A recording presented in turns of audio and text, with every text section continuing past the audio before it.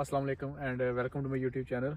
सो ये जो बैकग्राउंड है ये आपको काफ़ी फेमिलियर लग रहा होगा क्योंकि ये मेरी ऑलमोस्ट तीसरी या चौथी वीडियो है इस बैकग्राउंड में और ये काफ़ी अच्छी जगह मुझे लगती है। इसी वजह से मैं बार बार यहाँ वीडियो बना रहा हूँ। ये एक्चुअली TU इल्मिनाल मेरी यूनिवर्सिटी है और उसी का ये स्पोर्ट्स स्टेडियम है और ये ट्रैक है जहाँ पे अक्सर जॉगिंग वगैरह करते रहते हैं लोग और यहाँ पे हम क्रिकेट वगैरह खेलते रहते हैं।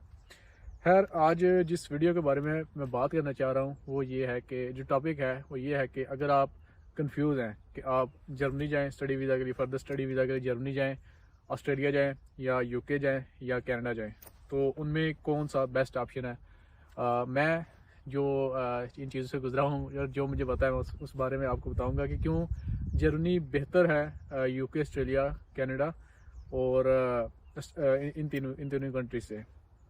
सबसे पहले हम स्टार्ट करते हैं कि एक्सपेंसेस कितने पैसे लग जाते हैं इन चीज़ों इन तीनों या चारों कंट्रीज़ का प्रोसेस करते करते।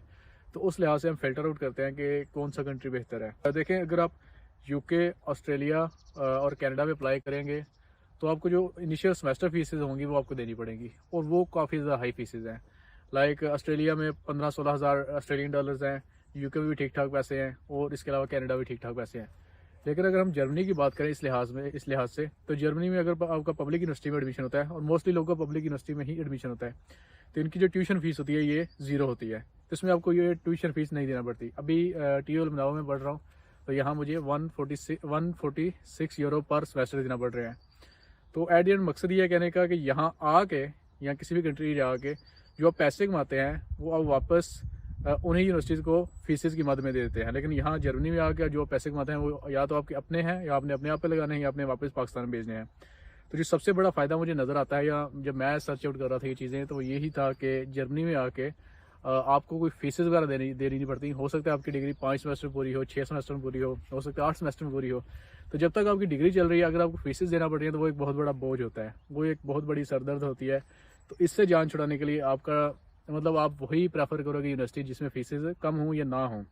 तो जर्मनी में एक्चुअली एजुकेशन फ्री है तो इस वजह से जर्मनी एक बेहतर ऑप्शन है कि यहाँ आपको फीसें नहीं देनी पड़ती। और कुछ लोग सोचते हैं पाकिस्तान में कि हाँ इंग्लैंड चले जाते हैं या ऑस्ट्रेलिया चले जाते हैं तो पहले ही कोई 25-30 लाख लग जाएगा, फिर वहाँ चले जाएंगे, फिर वहाँ जाके देख लेंगे। लेकिन होता ये है कि अब जब वहाँ चले जाते हो फिर आपने ये 25 लाख फिर आपने देना है हर सेमेस्टर के बाद या हर साल के बाद, फिर आपने देते रहना जब तक आपकी डिग्री खत्म नहीं हो जाती। तो एट द एंड आप 20-25 लाख नहीं दे रहे, उनको तकरीबन 1 करोड़ दे रहे हो अपनी डिग्री पूरी करने का। हाँ, ये अलग बात है कि वो बाकी पैसे वहाँ से कमा के दे रहे हो लेकिन दे तो रहे हो ना, तो वही पैसे आपके बच जाएंगे अगर आपकी ट्यूशन फीस नहीं होगी। तो ये मेरे ख्याल से सबसे बड़ा एक पॉइंट था कि जो जहाँ आपकी फीसेस नहीं है वहाँ आपके पैसे ज़्यादा बच सकते हैं। इसके अलावा जो सेकंड एडवांटेज है यहाँ का जर्मनी का वो यही है कि यहाँ पे जॉब्स ज़्यादा अवेलेबल हैं। जैसा कि आप जानते हैं कि जर्मनी 3rd या 4th लार्जेस्ट इकॉनमी है दुनिया में। तो यहाँ पे जो जॉब्स हैं उनकी जो तादाद है वो बहुत ज़्यादा है as compare to other countries like Australia या यूके। ऑस्ट्रेलिया में हर अच्छी जॉब्स है और उनमें पे भी अच्छी है, लेकिन ओवरऑल अगर हम देखें तो यहाँ पे भी और जॉब्स की बहुत ज़्यादा भरमार है। यहाँ पे और जॉब्स भी मिल जाती हैं, टेक्निकल जॉब्स भी मिल जाती हैं। लेकिन अगर आप सर्च आउट करेंगे तो आपको हर तरह की जॉब मिल जाएगी और काफ़ी अच्छा पे रेट भी है जर्मनी में, ऑलमोस्ट 13 यूरो पर आवर यहाँ की बेसिक जो पे है वो वेज रेट है डेली हर घंटे की। तो इस वजह से मेरे ख्याल से जॉब्स की जो एक किल्लत है वो बिल्कुल नहीं है जर्मनी में, जॉब्स की काफ़ी ज़्यादा तादाद है। तो इस वजह से भी आप जर्मनी को कंसिडर कर सकते हो। ये एक दूसरा बेनिफिट है जर्मनी का।